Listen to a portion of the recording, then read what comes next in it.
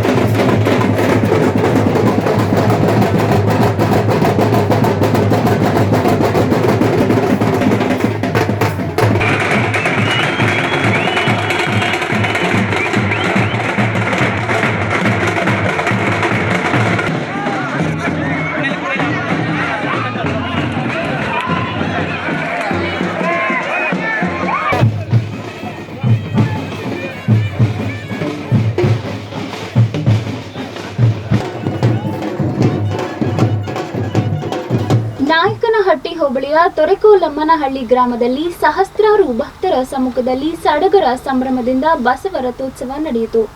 ಬೆಳಗ್ಗೆಯಿಂದ ಬಸವಣ್ಣನವರಿಗೆ ವಿಶೇಷ ಪೂಜೆ ನೆರವೇರಿತು.